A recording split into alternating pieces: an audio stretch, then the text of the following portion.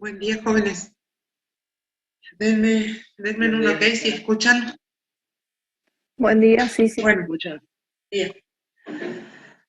Bueno, vamos a dar nuestra primer clase de digestivo. Estamos complicados con exámenes y un montón de cosas que hacen que por ahí hemos tenido que ir postergando este primer y los que ya deberíamos haber dado. Así que vamos a tratar de ponernos al día en las semanas siguientes.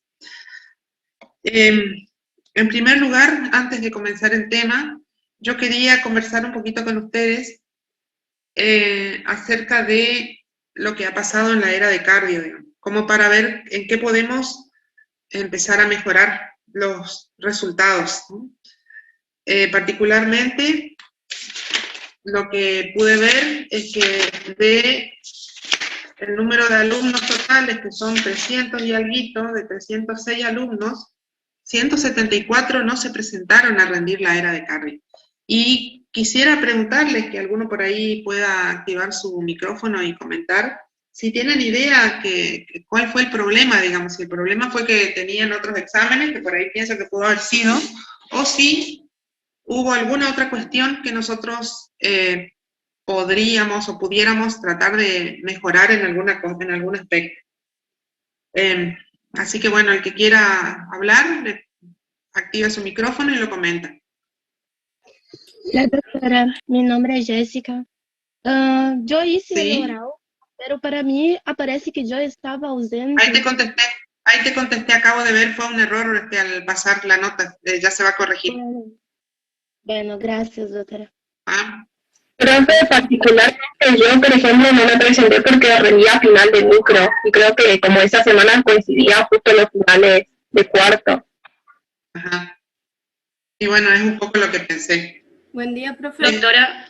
En mi ¿Sí? caso, lo mismo, rendía finales de cuarto año y justo coincidía con las mesas, entonces dejé y no me presenté. Doctora, mi nombre es Tamara. Particularmente, a mí lo que me perjudicó, me dificultó mucho es que se agregó una clase más, entonces como que fue mucho contenido, porque nosotros teníamos 2 clases por semana y empezamos a tener 3 clases, y fue mucho contenido, se empezó a quedar más corto el tiempo de hacer las redacciones y de poder estudiar, y fue mucho antes la era de lo esperado, porque nosotros teníamos sabido que las eras eran en agosto, la de cardio. Y bueno, y esta pasó a ser antes de las vacaciones de julio, y a mí particularmente me dificultó más, pero lo hablo por mí, no por mis compañeros, digamos. Bueno, ¿alguien más tiene algo que decir? Con respecto a lo que comenta Tamara, ¿sí? Doctora, también hacía que nosotros muchos temas y no llegaba tiempo de terminar todo. Eso acho que pasó con todos. Bueno, pero fíjense que históricamente nosotros tenemos la primera era y la segunda era en el primer cuatrimestre. Porque si vamos al caso, en el segundo cuatrimestre tenemos en la tercera era dos grandes grupos de patologías, que son las de gastro y las de neuro. Entonces siempre, todos los años anteriores, desde que yo tengo recuerdo en la facultad y estoy en esta materia, la era de cardio se rinde en julio antes de las vacaciones.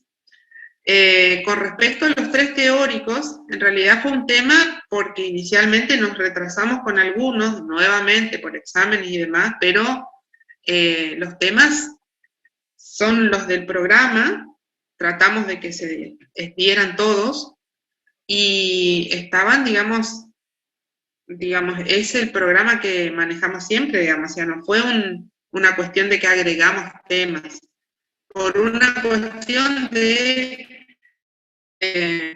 que tuvimos retrasos en el comienzo de los primeros teóricos, fue que se pusieron 3 teóricos por semana. Así que bueno, digamos, medicinas así, tengan en cuenta que en la medida que avanzan en la carrera, cada vez van a tener más contenidos que estudiar y más tiempo que pasarse sentados estudiando, porque realmente es así, digamos, o sea, los primeros años tienen pocas horas de clase, tienen no tantas horas de estudio, y en la medida que avanzan En la carrera tienen cada vez más contenidos, más cosas, y bueno, se vuelve un poquito más intenso, pero bueno, medicina es así, no es una carrera fácil. Fíjense que de las materias, de las carreras que tiene la Fundación Barceló, medicina es la más larga, y es natural porque es la que más contenido debe tener. Doctora. Bueno, Doctora. después, sí. En mi opinión, ¿me escucha? Sí, ¿escuchó? Hola. En mi opinión, yo Se te escucha, rendí, no sé quién sos, pero pero yo se te estaba escucha. Yo estaba por rendir, pero de última, por no rendir, pero de última me fui porque yo no me sentía segura, porque para mí, no sé, para unos puede ser que pareció muchos teóricos, pero para mí puede ser que hayan sido pocos teóricos, porque eran temas muy largos y que, por ejemplo, en 2 horas se da un tema y yo particularmente no hago tantas sinapsis así tan rápido, entonces yo no entendía muchas cosas porque eran temas largos y en poco tiempo se daban las clases. Para mí, en mi opinión. Bueno, ¿alguien tiene algo más? Ahí había Cerdán, parece que quería decir algo. Sí, doctora. ¿Me escucha? Sí, escucho. En mi caso, ahora cuando cargaron las notas, mi nota no fue cargada. No sé si tengo que hablar con usted o con quién tengo que hablar. ¿Con quién rendiste? Pasame por un mensajito con quién rendiste y qué fecha. Entonces yo reviso porque por ahí pudo ser que me haya pasado mal la nota. Recién hubo otra compañera que pasé mal, que puse como ausente, creo, y en realidad había aprobado. Sí. Ah, bueno, doctor, sí, Así sí, que pasame por no. mensajito. ¿Eh? Bueno, ahora le escribo. Doctora, a mí me pasó lo mismo, yo de tipo rendí. Lo mismo. Te contesté, Sí. todavía la tuya no pude revisar. Ah, bueno. Bárbara Gracias. Federat, algo así, ¿sí? Sí. Bueno, mándenme un mensajito y con tiempo voy a ir mirando. O sea, realmente estoy muy sobrecargada con los exámenes porque estamos ahora con el examen de Medicina 2 también y mañana tenemos final de carrera, así que vamos a tener de vuelta un teórico muy cortito para poder, por no perder, digamos, el tiempo. Y bueno, lo que yo les propongo, porque como veo, no solamente que estuvieron 170 que no se presentaron, sino también que entre de los que se presentaron hubo 46 que desaprobaron. Entonces, les propongo que si les parece, ustedes propongan una lista de temas que sean revisados o que sean, digamos, tocados en digamos, clases de repaso, si quieren, acercándose al final, pongámosle a partir de fines de septiembre, cosa de que podamos darles alguna herramienta como para comenzar a repasar los temas de cardio, porque imagínense, ustedes van a tener que estudiar no solamente gastro y neuro, sino también cardio para fin de año, y se va a complicar más todavía, o sea, la carga de estudio va a ser mayor que la que han tenido hasta ahora.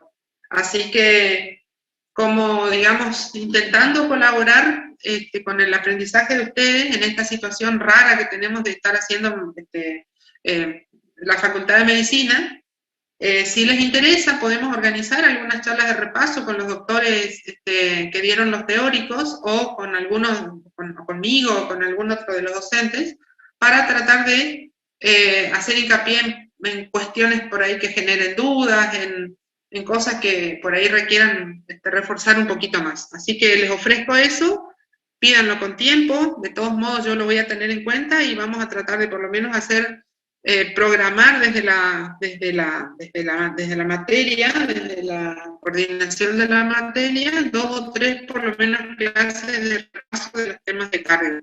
Me gustaría por ahí que pongan cuáles son los que más les interesan, o sea, en general, a mí me parece que los más interesantes son los más importantes y prevalentes, o sea, la hipertensión arterial, la insuficiencia cardíaca, la cardiopatía isquémica, son cosas que ustedes tienen que manejar. Y después, bueno, los otros temas son importantes también, pero bueno, hay temas que sí o sí uno pretende que ustedes tengan un manejo un poquito más suelto de los temas. Doctora, Así que bueno, sí.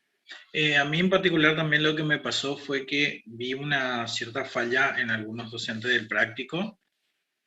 Particularmente yo con Sí, uno de los docentes de práctico tuve solamente 3 prácticos en toda la era de cardio, con uno de los docentes que me sí, corresponde a mí. Y sé que varios compañeros también tuvieron ese inconveniente de muchas clases de práctico que no se dieron sí, porque el profesor no se presentaba. Creo que también es importante decir esto porque es una cuestión también digamos, de, ¿cómo decirlo? Como que nosotros por ahí también pusimos nuestra parte y nosotros estábamos en horario y había docentes que por ahí esas clases que tuvimos entraban 1 hora tarde y la verdad que entiendo. perdemos mucho contenido, porque para mí la parte práctica es fundamental, sobre todo teniendo en cuenta el contexto que estamos teniendo. Ajá. Bueno, me parece muy correcta tu apreciación y me gustaría por ahí, me imagino que, supongo que debe ser uno de los trabajos prácticos que se dan los martes y jueves a la mañana. Sí, exacto. Bien, para ver cómo podemos, que tengo entendido que el docente pidió turnos para recuperar y demás, pero no sé también cómo se manejó con los horarios de los prácticos que pidió para recuperar. Pero bueno, intentaremos mejorar eso, o sea, estoy en Doctora, el pasaba lo mismo. conocimiento. O sea, nos pedía que si teníamos los martes, que nos conectemos los jueves, y los jueves volvía a pasar lo mismo que sucedía el martes anterior, digamos. Esa era la clase de como recuperar, por eso tampoco era que recuperábamos las clases. Ajá, bueno, trataré hablaré con el docente a ver si es que podemos solucionar o si podemos por lo menos colocar otro docente, veremos. Bien, es una cosa que nosotros, yo lo tenía en conocimiento y varias veces me puse en contacto con el docente para tratar justamente de que cumpla sus horarios, ¿no? Así que bueno, es bueno que lo pongan, que lo mencionen porque son cosas que nosotros tenemos que ver también. Así que bueno, ¿sí? Una consulta. ¿Vamos a seguir teniendo 3 veces por semana teóricos? La idea es que por ahora, como estamos de vuelta atrasados, seguramente por lo menos semana de por medio vamos a tener que dar 3 teóricos por semana para poder quedarnos al día. ¿Ah? Profe, En los horarios que estaban previstos, miércoles, jueves y viernes.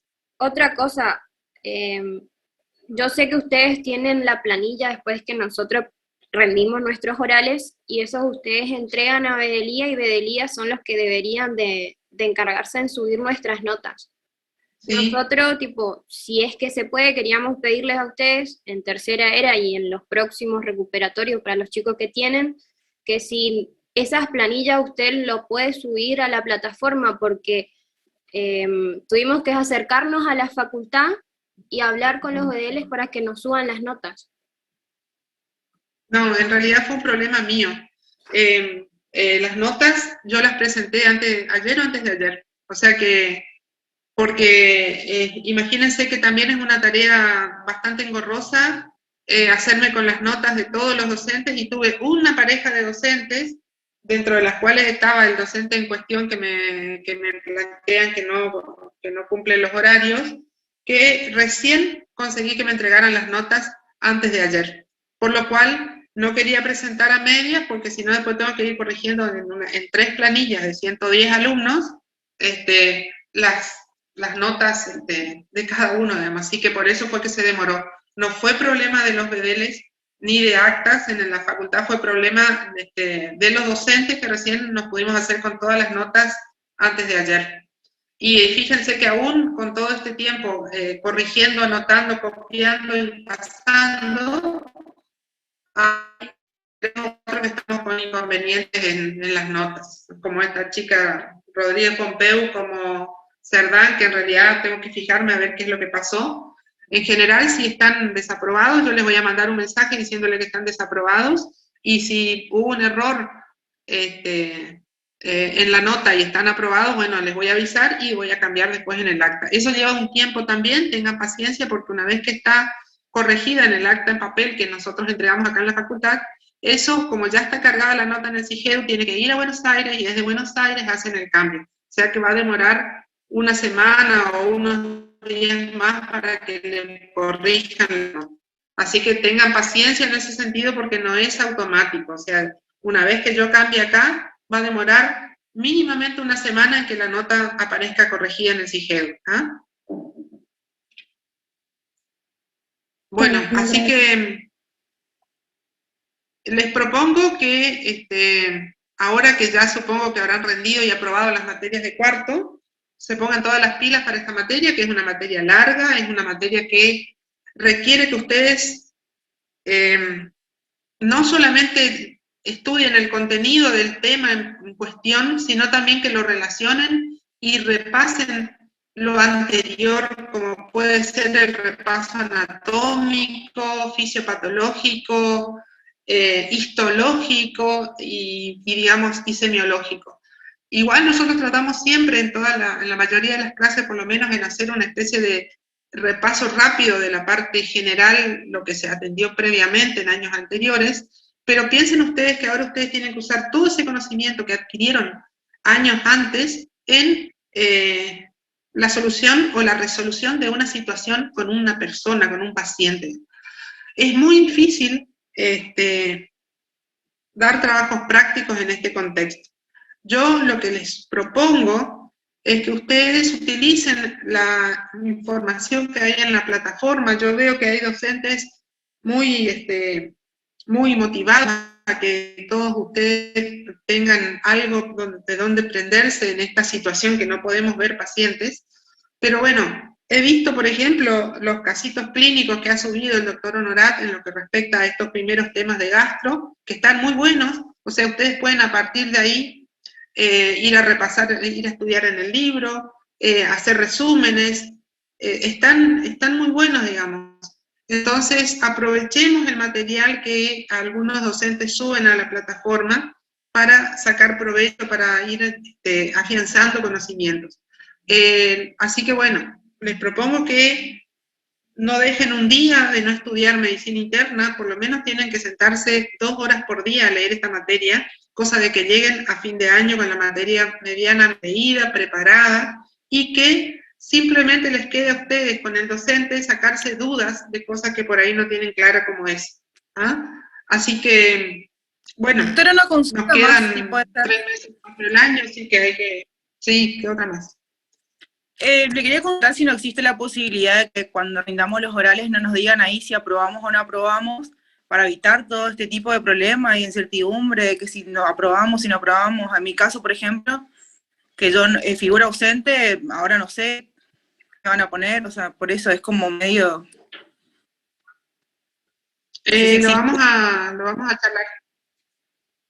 Bueno, doctora, gracias. ¿Ah? Doctora, bueno, yo... Una pregunta respecto a cómo va a ser los requisitos para entrar a la ERA, ya que en la primera ERA y en la segunda ERA a último momento hubo cambios de cómo se entraba y quiénes entraban. Tenía dudas sobre eso, ¿no? ¿Cómo nos vamos a manejar esta ERA? Todavía no lo tengo aclarado. El tema es que estamos con muchos problemas de conectividad que ustedes sabrán mucho mejor que yo, y eso hace que sea muy difícil poder tomar un examen y que después no tengamos inconvenientes. Han tenido problemas con la plataforma, que se conectan y la plataforma se les cuelga, entonces después cuando se les activa ya terminó el tiempo de examen. Entonces, tengo que ver si es que voy a tener mayor seguridad en el manejo de la plataforma para poder hacer examencitos como hicimos en la era de cardio, y que no sea una situación engorrosa para todos, digamos, porque para ustedes rendir un examen y que se les corte a la mitad y que después no los puedan terminar es una situación de estrés. Imagínense lo que es para mí después fijarme de todos los que tuvieron ese problema, ver si les hago un nuevo examen, que me diga soporte, si fue real o no real el problema que tuvieron, etcétera. Es realmente muy, muy engorroso. Fíjense que lo que decidí en la era de cardio fue que todo el que quisiera, salvo el que tenía, de hecho, al final hasta los que querían, digamos, rendir habiendo estado desaprobados en los prácticos, tuvieron la posibilidad de presentarse si querían. Muchos se solicitaron y se presentaron. A algunos les fue bien, a otros les fue mal. La idea es que facilitemos las cosas, no que las compliquemos. Con la era de cardio realmente los parcialitos fueron una gran complicación. Probablemente trabajemos más con los docentes y las notas de los trabajos prácticos. Yo sé que acá hay una gran diferencia, pero es también lo que vamos a tratar de, digamos, tratar de ser más objetivos, digamos, o sea, que realmente la nota del trabajo práctico exprese el trabajo práctico, ¿no? El trabajo que ustedes hicieron, el desempeño que han tenido durante todos los trabajos prácticos, y no que sea una nota de aprobado como para que entren a la ERA, ¿no? La idea es que puedan entrar con algo de base, cosa que sea seguro de que lo aprueben y de que puedan seguir a la instancia siguiente. Ninguno de nosotros queremos que ustedes desaprueben. Si ustedes nos dan un examen excelente, van a tener el 10 que se merecen. El tema es que estamos viendo que tenemos muchas falencias que un poco son secundarias a esta situación de virtualidad en la cual no estamos digamos, en cercanía, en donde ustedes para colmo no tienen la posibilidad de estar con un enfermo, y encima como están a través de una computadora y todavía realmente no tienen la responsabilidad de el ser médico, muchas veces ocurre que no prestan atención al teórico, no lo escuchan, eso yo sé, y usted también, al que le corresponda, siéntase afectado, dejan las cámaras encendidas, o apagadas, perdón, y se van a dormir. He tenido teóricos en donde terminó el teórico y bueno, y me quedé a ver quiénes estaban conectados y realmente había solamente 50 alumnos que estaban en el teórico, el resto tenían la cámara apagada, estaban ahí, pero no estaban, o sea, estaba la cámara apagada, y entonces sean ustedes responsables de esto. Estudiar medicina significa prepararse para ser un profesional, y uno tiene que prepararse desde ya y desde antes de venir a la facultad incluso. Y esto uno lo tiene que hacer con responsabilidad. La responsabilidad médica es algo que tenemos que ir adquiriendo y que no nos puede faltar nunca. Y ustedes en este momento son responsables de estar en el teórico, de escucharlo, cosa de que sirva para cuando van a leer en el libro, recordar, así se dijo en el teórico, y que de esa manera el aprendizaje sea más fácil. Así que bueno, yo los invito a que traten de aprovechar lo poco que nosotros le podemos dar en esta situación. Tratamos de que sea lo más aprovechable posible, pero no se puede. Y lo que más nos cuesta, y que es uno de los objetivos principales de la materia, es lo que vemos acá, digamos. Yo les he puesto jerarquizar, o sea, estos son objetivos que les he planteado como para esta era, digamos, pero son los mismos que se aplican a todas las otras. Jerarquizar a la historia clínica como un documento médico legal. Resulta ser que ustedes no tienen un paciente para hacer una historia clínica. Entonces, yo les propongo... Doctora, sí. Permiso, no sé si es el momento, pero ya que usted tocó sobre ese tema, se escuchan rumores de que se vuelve a rendir a exámenes presenciales. Si en el caso de que vuelva para el final, ¿se va a evaluar esta instancia de historia clínica con el paciente, como era antiguamente? Seguramente que sí. O sea, sí hay rumores y fuertes rumores de que para diciembre estaríamos tomando presencial los exámenes. Entonces serían las 3 los instancias. Exámenes, exacto, práctico, Okay. escrito y oral. Sí. Perfecto. La idea es que para fin de año estemos volviendo a la presencialidad, por lo menos para los exámenes finales. No sé si para las eras, pero para los finales sí. Entonces, como recomendación, dado que nosotros no podemos estar con un paciente por ahora, busquen ustedes alguna persona conocida o desde el lugar donde traten de acercarse a un centro de salud, hablar con un médico conocido, con alguien que digamos que puedan ayudarles, a ustedes tengan acceso a un paciente para hacerle la historia clínica, para que entrenen a hacer un entrenamiento, un interrogatorio. Sirve, por ejemplo, de vuelta, más de por ahí lo medio monótono que es, realizar el interrogatorio con el asistente de Google, otra tarea que se la debemos al doctor Honoral, que ha trabajado tanto en armar los casitos para interrogatorio, puede servir. No es lo mismo, pero sirve. Así que bueno, les propongo que traten de ver la manera de hacer historias clínicas, una aunque sea, y que la presenten en su trabajo práctico, que su profesor les pueda escuchar y que les haga las correcciones correspondientes, ¿no? Porque esto no se aprende de un día para otro, ¿no? Bueno, vamos a tratar de avanzar un poquito en lo del tema de clase. Entonces, les decía, nuestros objetivos para esta era es jerarquizar a la historia clínica como un documento médico y legal. Entonces, busquen la manera de hacer historias clínicas. Otra cosa, reconocer los principales motivos de consulta, relacionándolos con el aparato o sistema afectado, reconocer o recordar su fisiopatología, y después entrar en diagnósticos diferenciales y asociación con etiologías probables. En esto se resume todo. Después lo que nos queda es el diagnóstico y tratamiento. ¿Ah? Entonces, esto, más allá de que está puesto acá, es el objetivo también de la materia semiología.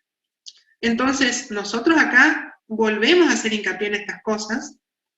Y bueno, y después nos queda rescatar antecedentes personales que sean relevantes de acuerdo a la razón de la consulta, realizar un examen físico completo y minucioso tratando de comprender el mecanismo fisiopatológico de los hallazgos físicos anormales. Entonces, recuerden que cuando ustedes interrogan, si el paciente tiene vómitos, por ejemplo, tienen que estar tratando de comprender por qué estará vomitando. ¿Será por un problema reflejo? ¿Será por un problema gástrico? ¿Será por un problema de la columna lumbar? ¿Será por un problema cerebral? O sea, a partir de esa asociación de conocimiento que ustedes ya los tienen y que lo ponen ahí en contexto de un motivo de consulta, es donde nosotros podemos ya empezar a pensar en qué es lo que le está pasando al paciente, ¿no? Entonces, de vuelta, fíjense que yo repito mucho la palabra etiología, diagnóstico diferencial, fisiopatología. Si ustedes piensan en cardio, seguramente lo habrán visto bien. Si ustedes entienden la fisiopatología del funcionamiento del corazón como órgano, como bomba, pueden entender perfectamente bien fisiopatológicamente qué es lo que pasa en la insuficiencia cardíaca, y si siguen relacionando, pueden encontrar cuáles son los síntomas que va a generar, y si siguen relacionando, pueden encontrar qué fármacos pueden utilizar para tratar tal o cual alteración fisiopatológica. Entonces, por ejemplo, tenemos el sistema nervioso simpático acelerado o activado, lo tratamos con el beta bloqueante. Entonces, todas estas cosas tienen un encadenamiento que están todos un conocimiento enganchado con el otro. Si uno lo aprende de esta manera, que es uno de los problemas que tienen ustedes, que tienden a aprender de memoria por ahí algunas cosas, si lo hacen así, encadenando los conocimientos, solamente pensando ustedes pueden llegar a la respuesta correcta. Entonces, aquí en gastroenterología queremos reconocer síndromes y patologías, comprender el mecanismo fisiopatológico, de vuelta, vuelvo a entender lo mismo, estudios complementarios. Con respecto a esto tenemos que conocer el fundamento del estudio complementario. Fundamento significa saber qué es lo que busca, qué es lo que se logra encontrar o ver con el estudio en cuestión, y obviamente después tenemos que saber cuáles son las indicaciones, son las contraindicaciones o situaciones, no nos va a dar mucha información, y la interpretación de los resultados. Entonces, por ejemplo, una ecografía abdominal, ¿para qué me va a servir? Me va a servir fundamentalmente fundamentalmente para ver órganos sólidos y que no tengan la interposición de aire, porque lo que yo necesito es un medio que me transmita los ecos, y el aire no me los transmite. Entonces, si yo sé ese fundamento, no le voy a pedir nunca a un ilio, por ejemplo, una ecografía abdominal, porque no me va a dar ningún resultado, ninguna información útil, ¿no? Entonces, conocer el fundamento, las indicaciones e interpretar los resultados. Elaborar estrategias diagnósticas de los síndromes, digamos, para llegar a un diagnóstico etiológico, planteando diagnósticos diferenciales. E indicar la terapéutica apropiada con conocimiento de las particularidades de cada fármaco. Esto se los doy para que ustedes cuando estudien un tema se organicen de esta manera. ¿Qué síndrome están estudiando? ¿A qué patologías puede corresponder? Por ejemplo, hoy vamos a ver esófago, o sea, el síndrome bifágico. ¿A qué patologías puede corresponder? Puede comprometer a patologías orofauciales, esofágicas, gástricas, de la unión, musculares, neurológicas, etc. De cada una de esas vamos a tener un mecanismo fisiopatológico. De cada una de esas vamos a tener estudios que van a ser indicados. Por ejemplo, para una disfagia neurológica, le vamos a pedir una endoscopía digestiva alta con un trago de bario para ver cómo se mueve y cómo pasa el contraste en la zona superior del esófago. Le vamos a pedir un estudio neurológico para ver si es que no está afectado el vago o el glosofaringeo a nivel de la salida de estos nervios del sistema nervioso central.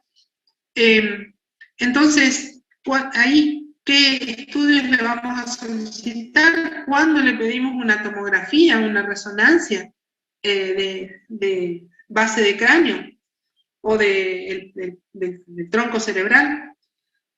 De acuerdo a eso, ¿cómo buscamos? Con eso vamos a llegar a la etiología. ¿Qué diagnósticos diferenciales nos podemos plantear? Una disfagia neurológica es por una ACV, por una esclerosis múltiple, por una metástasis de algún tumor a nivel del tronco cerebral, etc. Y después la terapéutica, que también tiene una relación. Entonces, si ustedes pueden hacer de cada tema un resumencito, haciendo hincapié, síndrome, ¿qué patologías? Mecanismos fisiopatológicos, así sencillos, o sea, pequeños dibujitos, algoritmos donde ustedes tienen ahí el mecanismo. Fijarse qué estudios le van a solicitar y qué resultados, qué resultados esperan del estudio. ¿Qué otros estudios deben hacer los diagnósticos diferenciales y qué tratamiento en base a lo que tiene el paciente? Si ustedes se arman un apuntecito así de cada tema, les va a ser mucho más fácil también recordar después. Entonces, esto se los puse simplemente para que tengan por ahí una idea de cómo organizarse para el estudio. Estudiar de memoria en esto no sirve. Entonces, traten de relacionar y traten de aplicarlo a una situación. Y si por ahí lo hacen estudiando en su casa y les quedan dudas, utilicen el trabajo práctico para decirle, profesor, tengo esta duda con respecto a este caso clínico. Porque ahí es donde le van a sacar provecho al profesor. Recuerden que en la historia clínica la anamnesis es algo muy importante. La anamnesis es recordar todo lo que, interrogar todo lo que le ha traído el paciente a la consulta, haciendo hincapié en que cualquier motivo de consulta, o sea, cualquier síntoma, tiene todas estas características que debemos interrogar y dejar constatado en la historia clínica. Fíjense que estamos viendo que con estos 2 años prácticamente estamos sin presencialidad. A los chicos que están entrando al internado les está costando muchísimo hacer esto. Obvio, no han visto casi nunca pacientes, no los han interrogado. Entonces, recuerden que el interrogatorio, que la historia clínica es el 80% del diagnóstico. Entonces, considerar que así que el paciente venga por cefalea, por vómito, por disfagia, por fuera, hay que preguntar todas estas características del síntoma y dejarlas asentadas basadas en la historia clínica. Esto cuesta, pero si nosotros tenemos esta listita, digamos, metida en nuestra cabeza, seguramente vamos a hacer mejores interrogatorios. Ustedes en este momento no están haciendo, les queda el interrogatorio del asistente de Google, o les queda buscarse un paciente y hacerle el interrogatorio. Por ahí lo tienen en la familia, por ahí es un pariente que tenga alguna patología que ustedes conocen, interróguenle, tómense el trabajo, o sea, seguramente a las personas que tienen una enfermedad que está en tratamiento, les encanta que les pregunten de su problema. Así que no van a tener problema que el tío, el papá, el abuelo les cuente su enfermedad. E interróguenle. Y si no, como les dije, busquen un doctor colega, un doctor conocido que les pueda ayudar en esto. Entonces, recuerden que tienen que tener una anamnesis con todos los datos de los motivos de consulta o los síntomas que presentó, que tienen que averiguar antecedentes, ya sea lo fisiológico, patológico, los medioambientales, los hábitos, los familiares, y después el examen físico. Hasta aquí es historia clínica. Resumen semiológico es algo que también ustedes deberían aprender a hacer, que nos costó a todos. El resumen semiológico consiste en decir, en este paciente que vino por este síntoma, que tenía tal y tal característica, que al examen físico le encontré tal y tal y tal y tal cosa, considero que tiene tal síndrome. Eso es un trabajo de elaboración que indica que hemos aprendido todo lo anterior. Y eso por ahí es algo que lo tienen que practicar. ¿Por qué? Porque cuando después lo tienen que decir en un examen les cuesta muchísimo más. Entonces lo tienen que hacer ahora. ¿Ah? Trabajar en el resumen semiológico, que lo pueden hacer con el paciente que ustedes tengan, digamos, disponible cerca de ustedes. Consideraciones diagnósticas, y hasta aquí nos quedamos. Cuando ustedes llegan al internado, donde ya tienen pacientes a cargo suyo, van a tener que encargarse de evolucionar diariamente el problema por el cual el paciente está internado, y cuando se va de alta van a tener que hacer un resumen total de todo lo que ha pasado durante la internación del paciente, con un diagnóstico final. Entonces, hasta aquí, hasta el punto 4, es lo que nosotros hacemos en medicina interna, ¿ah? Porque no lo vemos todos los días y porque no somos nosotros los que le damos el alta. ¿Ah? Pero hasta aquí tienen que considerar que tienen que trabajar en la historia clínica que les toque. Entonces, no siempre se consigue eso en un solo práctico. Porque en práctico ustedes pueden hacer el examen físico, el interrogatorio, pero va a quedar a hacer el resumen semiológico. Y las consideraciones diagnósticas, los diagnósticos diferenciales, la metodología de estudio, y bueno, y después considerar el tratamiento, ¿no? Así que bueno, les recomiendo que traten de trabajar tratando de hacer esto lo más práctico posible, porque de hecho es lo que van a necesitar hacer durante toda su vida de médicos. Y ya directamente después, para entrar en lo que es el examen del abdomen, 2 palabras para cuando ustedes van a estar frente a un abdomen. 1, recordar la división topográfica y los órganos que están involucrados, que están contenidos en cada uno de ellos. Y entonces, si el paciente viene con un síntoma, dolor, supongamos, referido al epigastrio, ya sabemos que aquí tenemos el estómago, el hígado, podría llegar a estar la vesícula biliar y va a estar el páncreas, ¿no? Y así de cada región.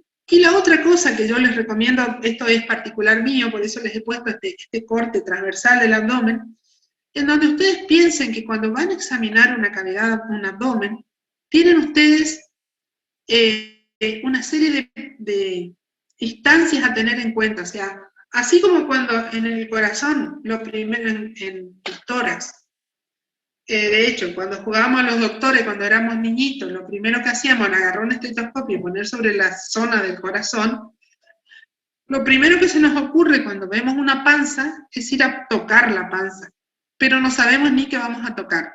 Entonces, piensen ustedes que cuando van a inspeccionar, palpar, percutir o auscultar, tienen una serie de instancias a tener en cuenta. Una es la piel, con sus características, coloración, cicatrices, pelos, etc. Por debajo de eso está el plano muscular, que lo debemos tener en cuenta, muscular y de las vainas, de los músculos, de los mismos y las aponeurosis. Entonces, también esto uno tiene que considerar que está mirando, tocando, palpando. Después, encima viene el peritoneo. Y después recién vienen los órganos. Y depende de dónde estamos, este corte está a nivel de la vértebra lumbar 12, nos va a permitir detectar que ahí está el hígado, que está la cámara gástrica, y es lo que podemos examinar accediendo por la cara anterior del abdomen. Entonces, no pienso hacer una clase de semiología acá, simplemente recuerden que en el abdomen miramos en forma activa, que es cuando le pedimos que levante la cabeza a ver qué pasa con lo que se ve. Después ocultamos para ver si hay ruidos aéreos o no, y después palpamos. Y acuérdense que cuando ustedes tocan piel, tocan músculo, tocan órganos internos. Y todas esas cosas tienen que tratar de concentrarse en que sus manos las perciban, para poder sacar los mejores resultados del examen físico. Les recomiendo que utilicen el Baré Califano. El Baré Califano como librito de semiotecnia en estas circunstancias es excelente, porque describe las maniobras de una manera perfecta, y después, esto es para semiotecnia, para saber cómo ponerse enfrente al paciente y hacer el examen físico. Después, en los libros de semiología van a tener por qué está aumentado, por qué está disminuido, por qué tiene alteración. Entonces, simplemente esto, recuerden cuando están ante una panza que tienen todas estas cosas disponibles en el abdomen del paciente para examen y que no deben ser ninguna dejadas de lado. ¿No? Así que bueno, esto es simplemente para que lo tengan en cuenta para lo siguiente. En lo que respecta a nuestra clase de hoy, pretendía, digamos, recordar un poco las cosas que podemos ver desde el comienzo del tubo digestivo, como por ejemplo la cavidad bucal. No vamos a repasar la parte anatómica, pero les va a quedar acá, ¿no?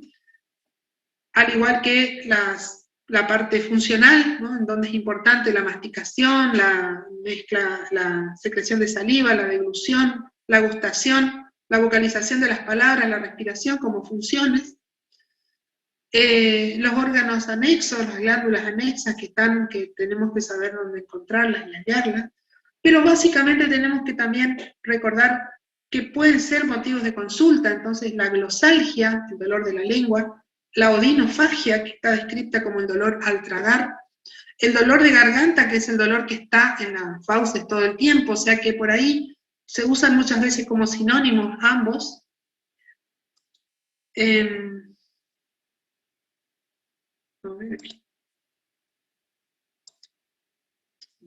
Aprendí a usar, a seleccionar un cursor, así que lo voy a usar.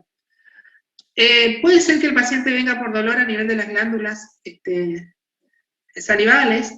Actualmente está muy de moda la ageusia o disgeusia con el asunto del COVID. La cialorrea y el tialismo, que en los últimos años se los está considerando como una cosa prácticamente sinónimo, pero en realidad decimos que cialorrea es cuando cae saliva por el costado de la boca y tialismo cuando está aumentada la secreción. Halitosis, mal aliento o olor desagradable. Disfagia, trastornos, dolor al tragar o alguna molestia como imposibilidad. Y el trismo, que es la incapacidad o sea, que es la contractura de los maceteros, que puede deberse a varias cosas. O sea, históricamente se decía por el botulismo. Actualmente es muy raro que tengamos botulismo, podemos tener por tumores de la glándula parótida, por compromiso de la articulación temporomandibular, etc. Cosas por las cuales los pacientes pueden consultar. Recordar que cuando examinamos la boca hay que mirar los labios, la lengua, la piel, los dientes, las encías, el paladar y las glándulas salivales. Por eso es importante, cuando tengan la oportunidad de estar en la parte práctica, la boca se examina con manos enguantadas, porque una mano la vamos a tener que meter dentro de la boca para tocar todas las estructuras, y la otra tiene que estar por fuera de la boca, conteniendo, haciendo como una mano de contención en la zona de la mejilla en todo caso, ¿no? Algunas lesiones, por ejemplo, estas lesiones generalmente son traumáticas, en donde hay alguna sustancia, algún cuerpo extraño que puede ser uno de estos brackets para corregir los dientes, o una prótesis dentaria, donde tienen aquí una úlcera y aquí ya tienen otra que se está insinuando, se conocen con el nombre de épulis, hiperplasia de los tejidos ahí en la mucosa bucal. Después tenemos, por ejemplo, la estomatitis de Vincent, o boca de trinchera, que es una infección anaerobia de la encía, en donde vemos este aspecto, digamos, de dientes con un muy mal estado higiénico, con este proceso inflamatorio en las encías que puede llevar incluso hasta el desprendimiento posterior de los dientes. Esto puede dar fiebre, puede dar una intensa halitosis, y bueno, y si tenemos la posibilidad de ver esto algún día, hay que considerar que hay que hacer higiene bucal y dar antibióticos que cubran los gérmenes anaerobios de boca, en donde puede ser una penicilina, una amoxicilina, una clindamicina, una amoxicilina clavulánica. Diferentes lesiones que pueden llegar a haber: un chancro sifilítico, una úlcera en la boca, en este caso es una infección tuberculosa, pero bueno, ante estas cosas uno lo que tiene que hacer es hisoparlo, y distribuirlo en un portaobjeto y mirarlo pintarlo con colorantes para ver bacterias y con colorantes para ver células malignas. Entonces podemos, en este caso, es una infección por tuberculosis. Esto es muy común en la infancia, la gingivoestomatitis herpética. Aquí tenemos una lengua con muguet oral. Aquí tenemos las úlceras recurrentes, la estomatitis aftosa, es algo bastante común de ver, en donde tenemos enfermedades, por ejemplo, que cursan con esta estomatitis aftosa recurrente, como el síndrome de Behçet, que es una vasculitis, algunas inmunodeficiencias, déficit vitamínico sobre todo. Pueden ser el comienzo o puede manifestarse como enfermedad intestinal inflamatoria. Así que bueno, suelen verse con frecuencia. Son muy dolorosas, generalmente son autolimitadas, pero son recurrentes, vuelven a aparecer. Podemos encontrar lesiones precancerosas. Hay diferentes formas, como por ejemplo el líquen plano en forma de hojas de lecho, en forma de exulceraciones, o en forma de placas engrosadas, que parece como que hubiera, digamos, un sobrecrecimiento en la zona.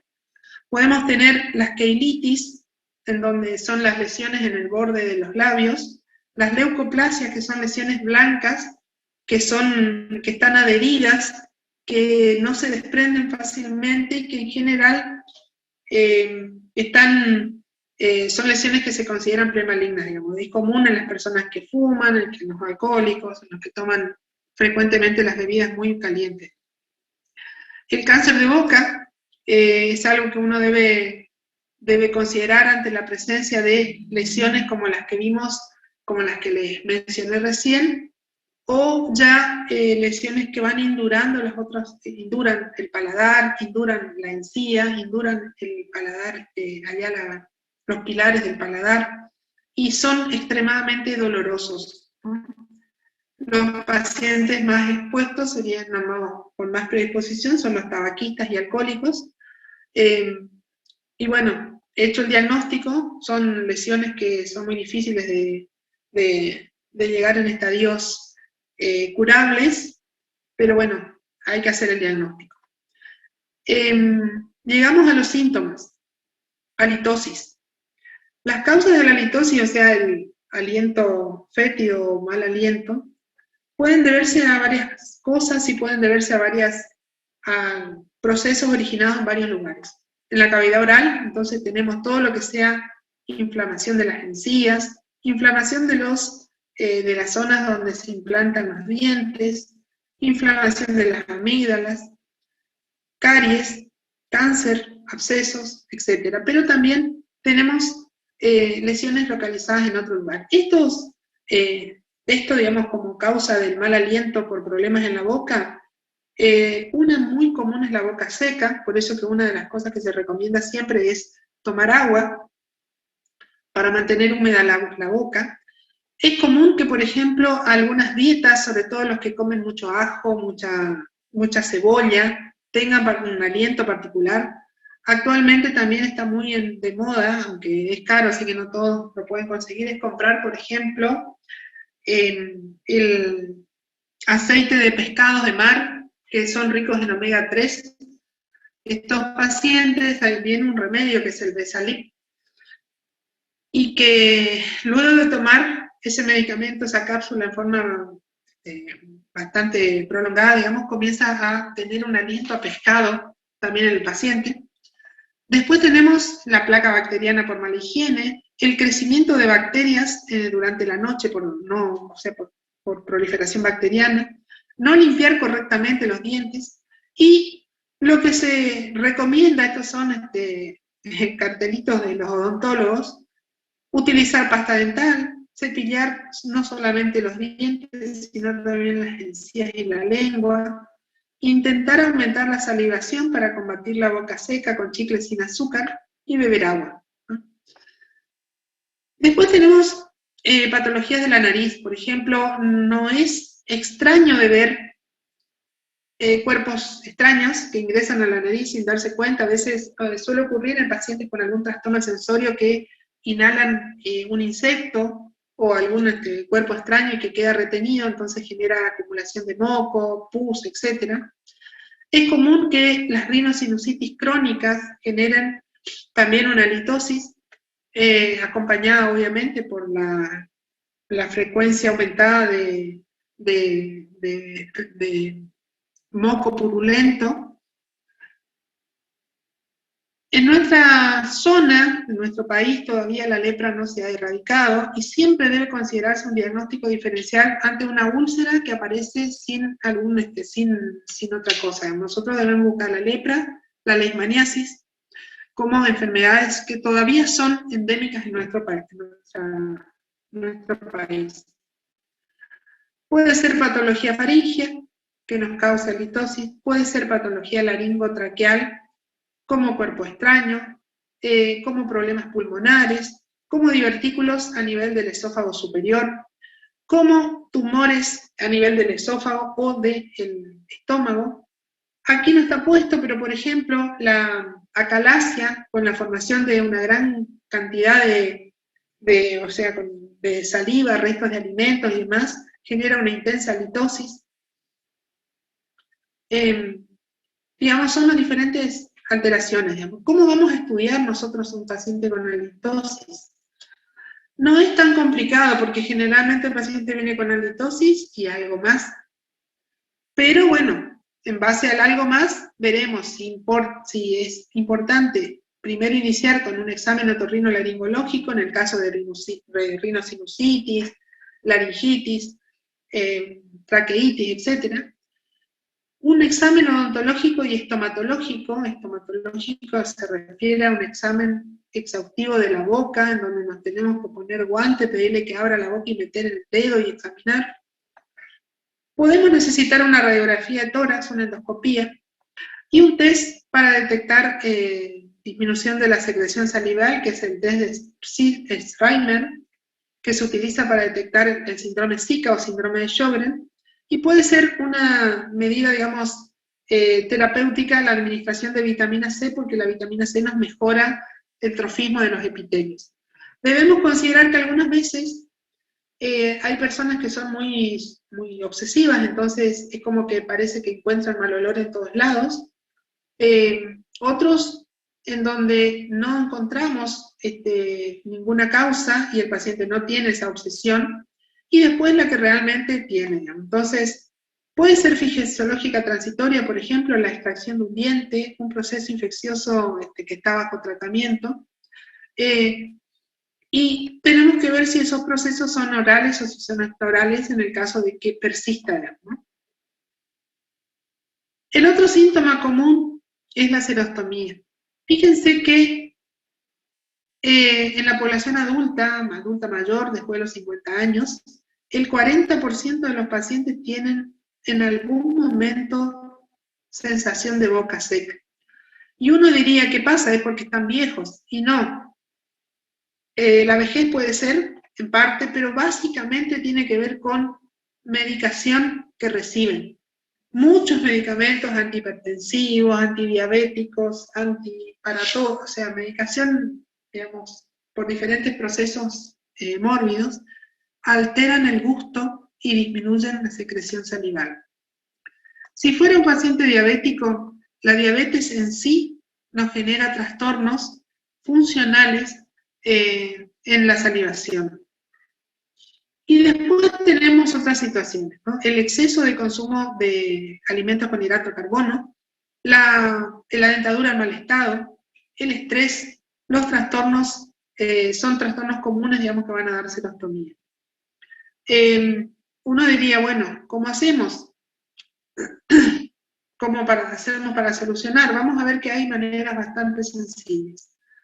Vamos a decir que la serostomía, para definirlos, es una sensación subjetiva de boca seca por disminución en la producción de saliva. Entonces, normalmente producimos esto por minuto, 0,2 a 0,4 mililitros, y cuando ponemos un alimento en la boca y estamos comiendo, aumenta hasta 2 mililitros minuto para formar justamente el bolo alimenticio. Van a ver ustedes que hay una gran cantidad de fármacos, de uso muy común de hecho, sobre todo que tienen que ver con la parte neurológica y psiquiátrica, que pueden generar disminución de la secreción de saliva. A eso se le suma el estrés en el que vivimos habitualmente, algunos déficits vitamínicos, algunas situaciones como por ejemplo antecedentes de radioterapia en cabeza y cuello en donde se atrofian las glándulas salivales, al consumo de marihuana como causas de halitosis. ¿Qué vamos a encontrar? Vamos a encontrar esto, una boca con una lengua depapilada, seca, agrietada por la falta de salivación. Eso va a generar dolor al comer, dolor espontáneo. Junto con eso vamos a tener una masticación dolorosa, una deglución dolorosa y hasta incluso un problema para poder hablar, porque si tenemos la boca seca, lo más probable es que las palabras no salgan fácilmente, digamos, y no se entienda lo que el paciente dice. Junto con eso, a la vez esta atrofia, va a haber una atrofia de las papilas gustativas, por lo tanto el paciente va a tener una disgeusia. Le va a molestar muchísimo usar una prótesis, que de hecho va a ulcerar sus encías, y con mucha frecuencia genera caries en tener la boca seca. Entonces, a estos síntomas, que son comunes relacionados con la boca, tenemos que agregar que si fuera un síndrome Zika, o sea un Sjögren, las secreciones exócrinas en sí están disminuidas, entonces el paciente puede tener hasta problemas para expectorar, o sea, secreciones muy espesas, puede tener dispepsia y puede tener constipación. Al examen físico entonces vamos a encontrar la lengua con erosiones, por ahí puede haber cándidas, y si queremos hacer estudios para confirmar, podemos hacer, ¿no? Pero no son, digamos, de uso rutinario. Lo que sí uno tiene que tener en cuenta es cómo asesorar al paciente para solucionar el problema, por lo menos para aliviarlo, porque es una situación molesta. Entonces, estimular la producción de saliva, masticando, entonces puede ser masticando cualquier cosa que no sea dulce, para que no predisponga más caries.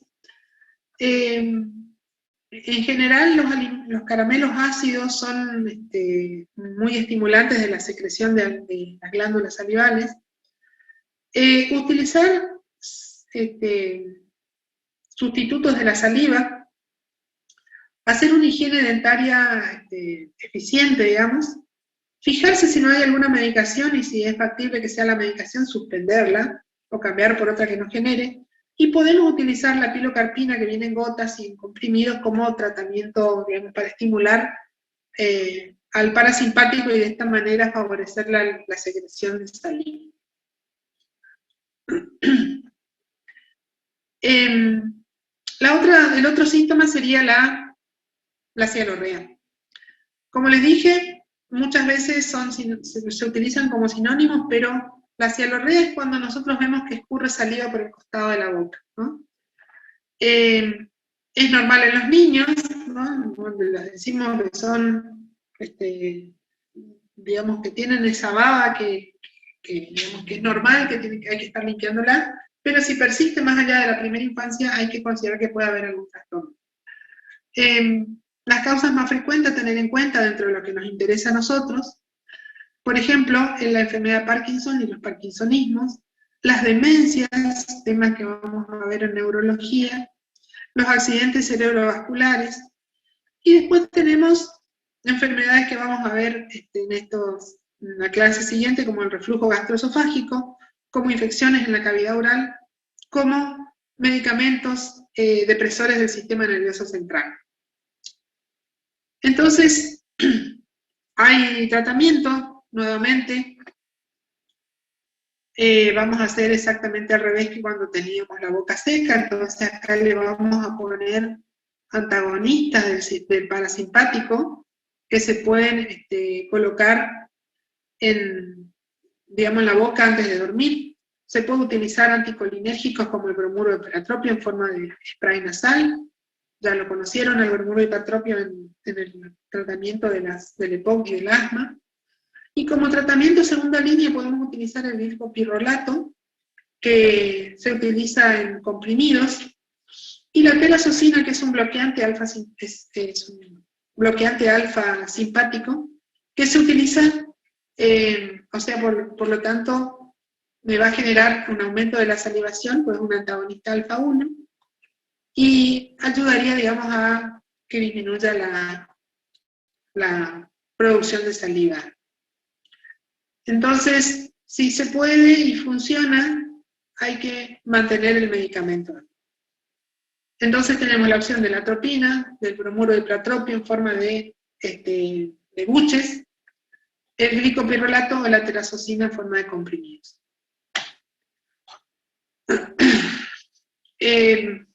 Extraordinariamente podemos utilizar la toxina botulínica, la radioterapia de las glándulas salivales, pero bueno, son tratamientos muy agresivos. Entremos a esófago ahora. Es importante recordar las conexiones anatómicas. Entonces, recuerden que tiene relación y está en contacto con la aorta torácica, la aorta descendente, que está en contacto con la tráquea, más hacia arriba, que tienen una parte común, digamos, la vía aérea y la vía digestiva, en lo que es la faringe, que tenemos que tener para una deglución correcta, todo un funcionamiento perfecto aquí entre el neurológico y muscular, y que tenemos zonas o esfínteres, digamos, donde tenemos el esfínter superior y el esfínter inferior que está a nivel del diafragma. También debemos recordar que a nivel del esófago tenemos un funcionalismo que está dado por el hecho de que es un órgano muscular, tiene por lo tanto una actividad muscular que es involuntaria, y podemos describir el peristaltismo primario, que sería el normal, el que aparece con la deglución, el que comienza con la deglución y comienza, digamos, a ir avanzando el peristaltismo, relajando progresivamente el músculo hasta llegar al esfínter esofágico inferior. Tenemos el peristaltismo secundario, que suele aparecer en forma espontánea en algún momento del órgano, que aparecen en general luego de que uno traga un bolo alimentario muy grande, o que ha quedado, digamos, trancado, digamos, un contenido, digamos, un bolo alimenticio en el esófago, y el peristaltismo terciario, que pueden aparecer también espontáneamente. Una de las primeras cosas a tener en cuenta dentro de los trastornos esofágicos son los trastornos motores, justamente. Entonces tenemos los trastornos motores como por ejemplo la peristalsis sintomática, que es cuando sentimos el avance de la onda peristáltica, el espasmo esofágico difuso o esófago en cascanueces, en donde tenemos zonas de contracción espasmódica que van generando, digamos, zonas de espasmo y de relajación, con lo cual, digamos, es muy doloroso, digamos, y es un diagnóstico diferencial incluso del síndrome coronario, de un dolor anginoso. Después tenemos la hipertonía del esfínter esofágico inferior, en donde el paciente todo lo anterior puede intentar, pero resulta que abajo no se relaja, entonces el alimento queda retenido en el esófago. Entonces estaríamos ya en presencia de una acalasia, hay ondas, pero abajo no se puede relajar. Y después tenemos trastornos inespecíficos. La peristalsis sintomática esto es lo que ocurre normalmente, solo que en este caso sentimos que avanza la onda peristáltica. Tenemos que hablar de disfagia. Entonces, la disfagia es la alteración o la sensación de que hay un obstáculo al paso del bolo alimenticio, que puede ser por varios mecanismos. Entonces puede ser por alteración del mecanismo de ilusión orofaringio. Entonces la disfagia superior, digamos, orofaringia, tiene que ver con los trastornos neurológicos. Los pacientes con ACV, por ejemplo, son los que, bueno, que afectan los núcleos del nervio, de los nervios, digamos, que controlan a la faringe, como por ejemplo el glosofaringio, el hipogloso, el vago, van a tener trastornos deglutorios. Las contracciones, las alteraciones de las contracciones peristálticas del cuerpo del esófago nos van a generar disfagia. El estrechamiento mecánico de la luz esofágica, ya sea por una obstrucción, por un tumor, ya sea de la luz externo que comprima, y una sensación, digamos, algo no orgánico de la disfagia, una disfagia sin hemateria, digamos, que no tenemos causa para la misma. La podemos clasificar entonces de acuerdo a su localización en orofaringia, que dijimos que es neurológica, y la esofágica propiamente dicha.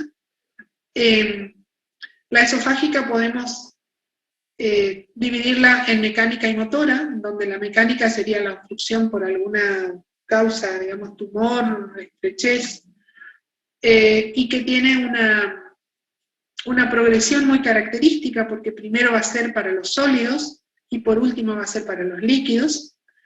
Y después tenemos la motora, donde tenemos una incoordinación o un trastorno en la contractilidad del órgano, en donde no tiene la misma secuencia de progresión que tiene la mecánica. Aquí en la motora, de hecho, muchas veces es exactamente al revés. En el caso, por ejemplo, de la hipertonía del esfínter esofágico inferior, cuando la persona come, el peso del alimento ayuda a que abra el esfínter esofágico. Por lo tanto, es más común que la disfagia sea a líquidos que a sólidos. Pero bueno, puede ocurrir. Puede haber, digamos, no necesariamente hay tanta relación no hay tanta progresión, entonces puede ser tanto para sólidos como líquidos, y es peor para líquidos. Con respecto a la superior, dijimos las causas más frecuentes, las accidentes cerebrovasculares, las enfermedades que cursan con alteración del sistema extrapiramidal, las demencias, y algunas neuropatías periféricas. Hay enfermedades bastante poco comunes a veces que nos generan trastorno deglutorio y que hay que recurrir a todos los estudios que les mencionaba recién, los estudios de imágenes, el estudio de la motilidad, estudios contrastados para ver cómo se mueven los músculos y el órgano en la parte superior para ver cuál es la causa. Bueno, y después tenemos enfermedades como por ejemplo la miastenia gravis, que es un trastorno neurológico por alteración de la unión placa, de la placa neuromotora, y la polimiositis, que es una enfermedad autoinmune en donde los músculos se inflaman y por lo tanto no trabajan correctamente. Entonces, ¿qué podemos encontrar? Que el paciente tose cuando bebe líquidos, que no puede deglutir saliva, entonces tiene una cialorrea, y que frecuentemente tiene neumonías aspirativas que pueden producir la muerte. Esto es lo que frecuentemente vemos en un paciente que ha tenido un accidente cerebrovascular, que no hemos valorado la deglución y que no le mandamos a la casa con una alimentación por sonda nasogástrica, o por alguna medida, por otra forma que no sea la vía oral. Vayamos a la esofágica. Puede ser de origen motor, entonces tenemos anomalías a nivel del cuerpo o del esfínter esofágico inferior. El paciente siente más bien que la comida se le tranca, que puede darse no siempre y que es tanto para sólidos como a líquidos. Entonces, ¿qué causas tenemos? Tenemos la esclerodermia, una enfermedad autoinmune en donde tenemos un proceso fibrótico que va cambiando el músculo liso por colágena, entonces se convierte en un tubo rígido con algunas áreas de estrechez que generan una disfagia y que generan sobre todo por la fibrosis de todo el esófago, con una dilatación del esófago, del esfínter esofágico, con esofagitis por reflujo. Podemos tener la motilidad excesiva, el esófago en cascanueces que da un dolor intenso a nivel del retroesternal, el espasmo esofágico difuso, que es algo parecido, una motilidad incoordinada con contracción, o sea, no hay progresión peristáltica de la onda, y bueno, y la acalasia, ¿no? La acalasia que puede ser de causa, digamos, de vuelta a una causa motora, por alteración en los nervios, digamos, que se encargan de mandar la orden de contracción a estas zonas del esófago. En la acalasia en general hay una zona, que es la parte inferior, en donde hay un espasmo con una relajación de la parte superior. Entonces, después tenemos la disfagia mecánica, que está primero ante sólidos y por último con líquidos. Aquí la causa primaria y fundamental es el cáncer de esófago, en donde es muy notable que el paciente evoluciona con esta disfagia progresiva, que primero va limitando la ingesta, y que después llega a un punto en donde no puede ni tragar la saliva, que ya siente la molestia. En este lapso, el paciente va adelgazando, y muchas veces llega a la consulta con un severo deterioro del estado general, generalmente en caquexia, y con muy poca posibilidad de hacer algún tratamiento curativo. Después tenemos la disfagia lusoria, que es una disfagia rara de ver, pero que tiene que ver con una compresión del esófago por una arteria subclavia aberrante, que cruza por, digamos, que exprime el esófago, digamos, que digamos, al pasar digamos, para pasar hacia el otro lado, y bueno, y genera el trastorno del gluten. Y después tenemos fármacos, que hay que tener en cuenta porque muchas veces, suspendiendo el fármaco, se soluciona el problema. Acalasia. Entonces, tenemos una alteración en los plexos nerviosos, tenemos una ausencia de peristaltismo en el cuerpo y una incapacidad de relajación del esfínter esofágico inferior. Entonces tenemos una zona hipertónica hacia el estómago. Es común que el paciente tenga regurgitación, que tenga un esófago que se ve en la radiografía de tórax como un esófago ensanchado, y si le hacemos una placa de perfil, vamos a ver el esófago con un nivel hidroaéreo, que es lo que nos marca que está dilatado y que tiene un contenido, digamos, de restos alimenticios y demás. Obviamente esto genera la putrefacción de esos alimentos en el esófago, y eso genera una intensa halitosis. Y nosotros tenemos algunos casos de enfermedad de Chagas, en donde podemos, digamos, que pueden generar acalasia. Entonces, habitualmente comienza en la edad media de la vida, el paciente tiene disfagia, tiene dolor torácico, regurgita los alimentos sin digerir, suele tener tos y hasta incluso neumonías o bronconeumonías a repetición por aspiración del contenido. Tiene frecuentemente tos nocturna y bueno, y la halitosis.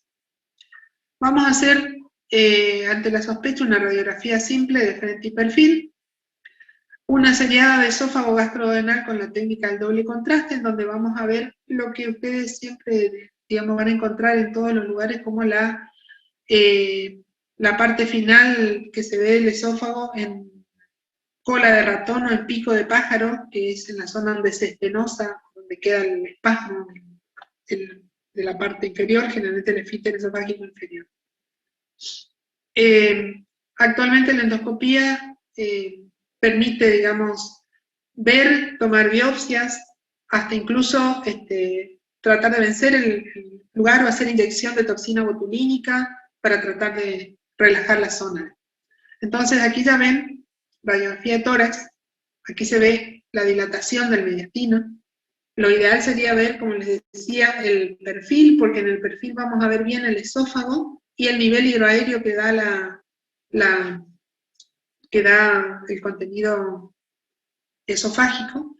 Y aquí ven el famoso pico de ratón o cola de pájaro, que es característico, digamos, de la radiografía contrastada. Entonces, en la endoscopía vamos a ver dilatación y atonía del cuerpo, un esfínter inferior que está plegado y cerrado y que no se abre durante el procedimiento. Podemos hacer una manometría. La manometría sirve para básicamente estudiar las diferentes presiones a diferentes niveles del esófago. Entonces, lo que vamos a ver en una manometría esofágica es que el cuerpo tiene una presión disminuida y el esfínter esofágico inferior tiene el aumento de la presión en el esfínter esofágico, que debería relajarse con la dilución. Entonces, en una acalasia vamos a tener la peristalsis en el esófago, en el cuerpo, una presión basal elevada en el cuerpo, relajaciones incompletas o nulas del esfínter esofágico inferior, con una presión de reposo del esfínter esofágico inferior que está elevada. Como ustedes pueden ver acá, hemos hablado de radiografía de tórax, seriada de esófago gastroduodenal, endoscopía, y eventualmente podríamos hacer algún estudio más si por ahí sospechamos que fuera un cáncer, por ejemplo, puede ser necesaria una tomografía como para ver el resto de las estructuras del mediastino. ¿Qué nos puede dar? Como les dije, es común que tengamos neumonías por aspiración o bronconeumonías, que el paciente se despierta a la noche asfixiado porque hace la regurgitación del contenido, y la presencia de ese contenido alimentario en putrefacción lleva a que la mucosa se irrite, entonces vamos a tener esofagitis que va a dar pirosis, dolor, trastorno con la ingesta de alimentos. Dentro del tratamiento factible, dentro de lo que podemos usar, el dinitrato isosorbide o el mononitrato sería una alternativa para intentar relajar el esfínter esofágico inferior. Y en forma crónica, la amlodipina, por ejemplo, como un bloqueante del canal de calcio, suele ser de utilidad para reducir algo la presión del esfínter esofágico inferior. Muchas veces no funciona y hay que recurrir a la toxina botulínica, en donde se inyecta en la zona del espasmo de la estenosis la toxina botulínica, o se hace dilatación con bujías. Actualmente incluso hay la posibilidad de colocar stents en el esófago para mantener dilatada la zona que está digamos, con el espasmo, y con eso se puede, digamos, salvar las situaciones. Y si no, nos queda la miotomía de Ehler, que es una cirugía en donde lo que se hace es cortar la capa de músculo circular del esfínter esofágico inferior, y con eso, obviamente que se va a relajar, pero al quedar relajado y dilatado, es muy común que tengamos reflujo gastroesofágico como complicación de esta cirugía. Pero bueno, son las alternativas que tenemos. Entonces, como les dije, una de las posibilidades es hacer la dilatación neumática y hasta incluso colocar un stent. ¿Cuáles serían las situaciones en donde no vamos a hacer eso? Que el paciente esté en muy mal estado general, generalmente el no poder alimentarse les lleva a que estén desnutridos, adelgazados, que hayan tenido un infarto de miocardio, que no se pueda descartar que no sea un cáncer lo que tenga, y que sea un paciente que no coopere. Entonces, en estas condiciones directamente ni se intenta, es complicado. Nosotros tenemos una señora con una calasia en la cual justamente no hemos podido tomar biopsia para descartar que sea un cáncer. Entonces lo que hemos hecho con ella fue hacer una gastrostomía para poder alimentarla, y le pedimos que no consuma absolutamente ni agua por la boca, digamos. Y con eso la señora por lo menos se alimenta, pero bueno, la tenemos internada cada mes y medio o 2 por neumonías, por bronconeumonías aspirativas. Bueno, la otra cosa es el espasmo esofágico difuso, que generalmente da disfagia, dolor de comienzo súbito, retroesternal, que se suele desencadenarse por la ingesta de bebidas frías o muy calientes o por el estrés emocional. Hay que tenerlo en cuenta porque es diagnóstico diferencial del dolor torácico agudo, y debe tenerse en cuenta sobre todo como diagnóstico diferencial del ángulo.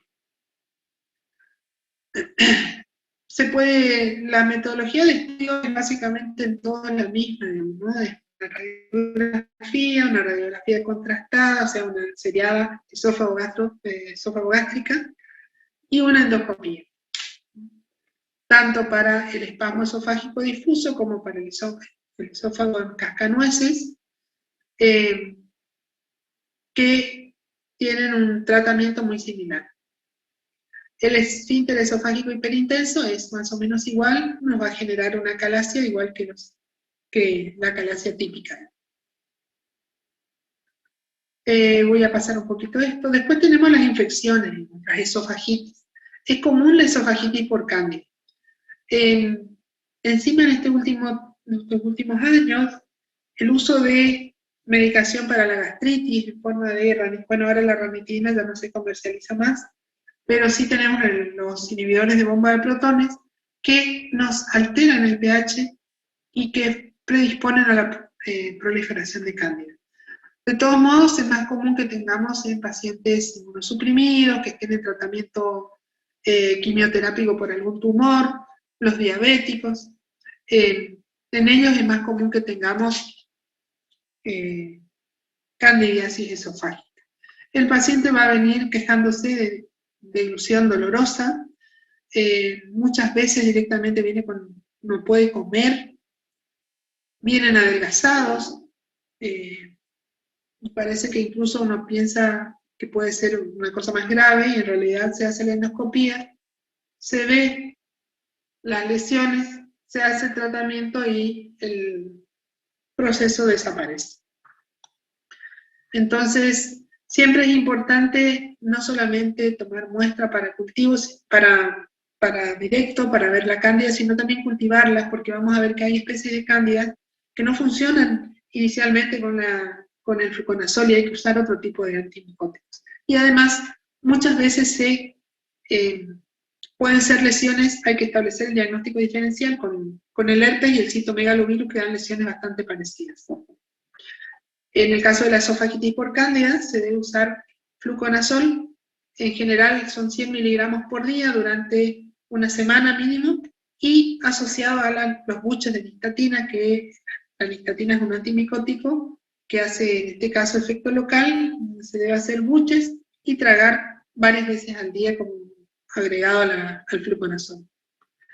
Aquí ven ustedes lo que les decía, digamos, frecuentemente vemos esto es una esofagitis candidiásica, pero aquí ven ustedes esto que no hay mucha diferencia, pero acá tenemos ulceraciones,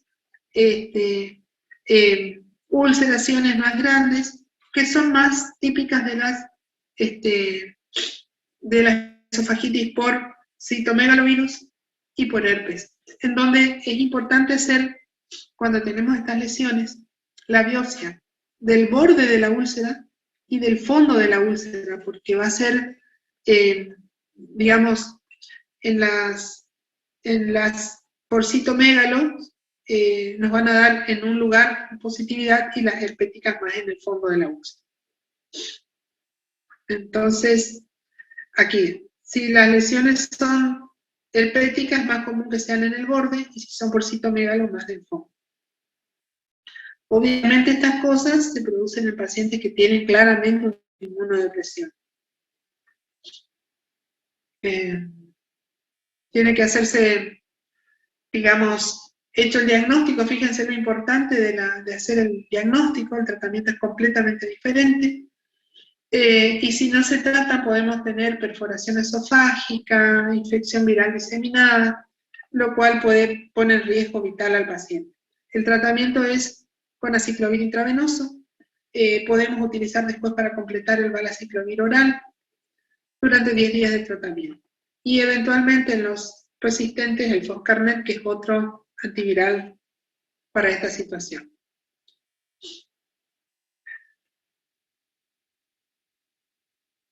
Esta es la esofagitis por citomegalo. También el paciente generalmente es un inmunosuprimido, los síntomas son parecidos. En la endoscopía las lesiones son parecidas, deben cultivarse, o por lo menos mandarse a que se haga anatomía patológica, porque también son bastante características las lesiones, y el tratamiento es con ganciclovir para el citomegalo.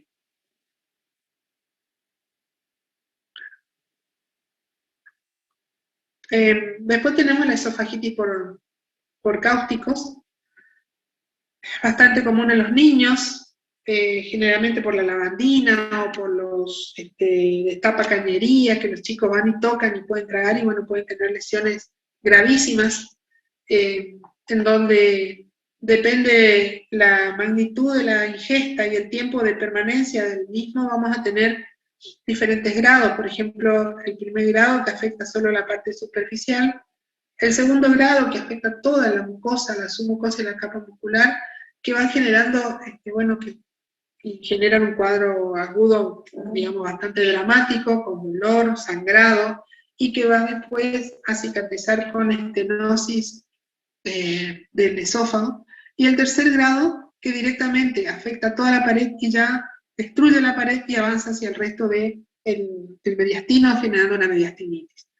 Entonces, la mediastinitis, la esofagitis cáustica, primer grado, solo la parte superficial; segundo grado, toda la pared del órgano, pero sin perforación; y tercer grado, con perforación.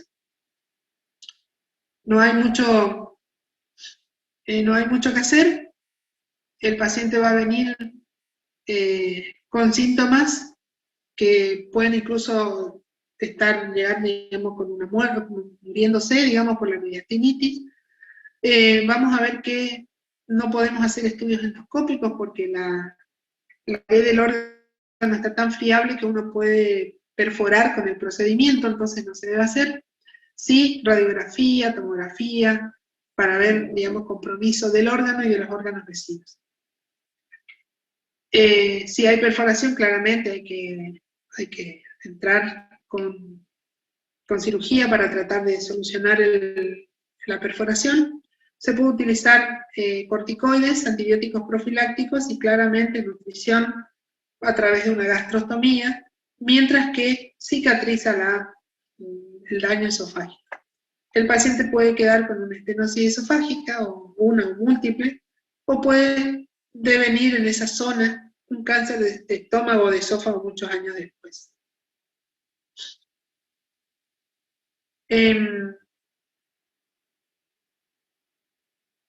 La esofagitis eosinofílica. Raro, todo lo relacionado con eosinófilos en realidad es raro. Ustedes vieron en respiratorio las neumonías eosinofílicas, el síndrome hipereosinofílico idiopático, que algunos son, como el nombre lo dice, idiopáticos sin una causa que uno pueda detectar, y otros son por algún proceso infeccioso relacionado, por ejemplo, con parasitosis, y algunas veces son relacionadas a procesos autoinmunes o a algunas infecciones, ¿no? Entonces, vamos a tener como síntomas disfagia, sensación de impactamiento de la comida, síntomas de pirosis que no responden al tratamiento habitual y que, digamos, tenemos que hacer el diagnóstico por la videoendoscopía, en donde vamos a encontrar anillos circulares, donde vamos a encontrar estructuras, o sea, estrechamientos, una especie de corrugado que hay en toda la superficie del órgano, un esófago que tiene un calibre menor, y las paredes cubiertas por manchitas blanquecinas que, si uno toma una muestra, son abscesos de eosinófilos. Fíjense que la relación de enfermedades son enfermedades alérgicas en general, procesos eosinofílicos que comprometen el resto del tubo digestivo, y puede haber en la enfermedad celíaca. El tratamiento es eliminar tratamientos que generan alergia, y en general eso mejora en gran parte de los casos.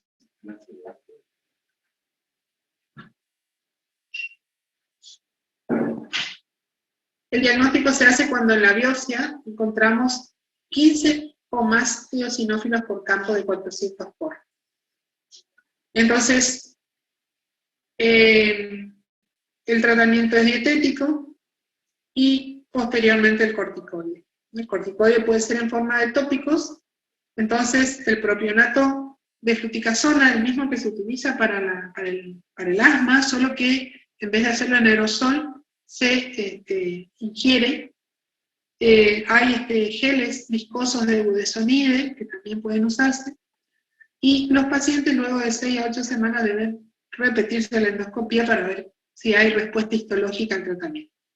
Entonces, tratamiento de la esofagitis eosinofílica, primero el dietético, segundo el corticoide, que lo vamos a hacer en el momento agudo, cuando el paciente no puede tragar, va a ser sistémico, entonces le vamos a dar generalmente metilprednisolona o dexametasona, en dosis equivalente a 1 miligramo kilo de prednisona, y una vez que el paciente puede comenzar a deglutir, le vamos a dar preparaciones de corticoides, de los que se utilizan como de absorción por mucosas, durante 6 a 8 semanas, y una biopsia posterior para ver si respondió. Después tenemos los divertículos. Vamos a hablar rápido de los divertículos y probablemente nos quedemos ahí. Hay 3 lugares donde ustedes van a ver divertículos. Los divertículos son penetraciones, por decirlo así, de la capa mucosa del esófago, que se salen hacia la parte, se salen por fuera del órgano. Entonces, el superior o faringo esofágico de Zenker, uno muy conocido, el medio esofágico, que tiene más bien que ver con una especie de retracción o de tracción que hay a nivel de de la tráquea con el esófago, entonces hay como una retracción que puede llegar a darnos estos, que en general es bien tolerado. Y después tenemos los supradiafragmáticos que se ven en la parte distal, que estos sí pueden llegar a dar síntomas y requerir algún tipo de terapéutica. El Zenker también, el divertículo de Zenker, son divertículos que aparecen entre las fibras del músculo constrictor inferior de la faringe, y es un verdadero divertículo, porque lo que se pasa es la mucosa, el paciente tiene disfagia, regurgitación, halitosis. De hecho, siente muchas veces la aparición de una tumoración en el cuello que con maniobras él acomoda y logra que entre de nuevo, o sea que como que lo vacía y queda nuevamente normal. Y es de tratamiento quirúrgico. Entonces, aquí tenemos un divertículo de Stenker, en donde se debe hacer el esofagograma con bario, y se ve el divertículo, generalmente a la altura del cartílago cricotiroideo, por eso es que lo vemos acá. No hace falta hacer grandes cosas, otros estudios, simplemente hay que programar la cirugía para evitar las complicaciones de la persistencia de este divertículo. Los divertículos de la parte media son divertículos por tracción. Entonces son ganglios o regiones del esófago que se inflamaron y se pusieron en contacto con el esófago, y el proceso inflamatorio como que los tracciona. Generalmente no generan son hallazgos nomás y no dan mayormente síntomas. Entonces, si no dan síntomas, lo mejor es no tocar el mediastino. Y después están, digamos, los divertículos llamados epibrónquicos, que hay que, digamos, se los va a ver en las proyecciones laterales de la radiografía, hay que hacer el esofagograma de bario, y hay que hacer una manometría para descartar procesos motores. El epifrénico está más abajo, fíjense, está en el último segmento. Aquí el paciente suele tener algunas molestias, suele tener incluso trastorno de la alimentación, tiene pérdida de peso, tiene tos. Generalmente este nivel es grande. Es importante aquí sí ver si tiene movilidad, digamos, cómo se mueve el músculo esofágico, para ver la solución. Y estos son de solución quirúrgica.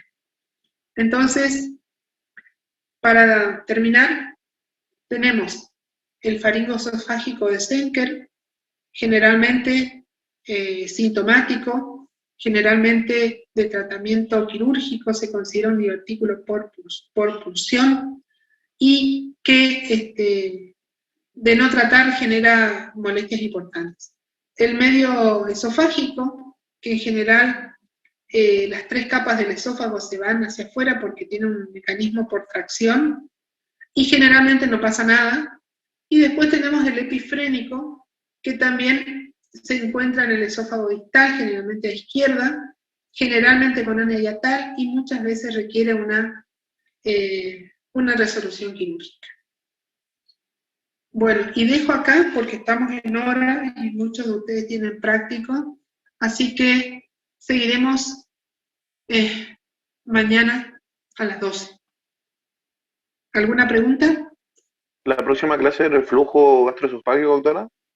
La próxima clase estaríamos dando mañana, terminando este tema, porque me queda todavía cáncer, y empezaremos con reflujo gastroesofágico, sí. Gracias. Bueno, finalizo presentación. Hasta luego, profe. Hasta luego, doctora. Hasta luego, profe. Chao, doctora. Hasta luego.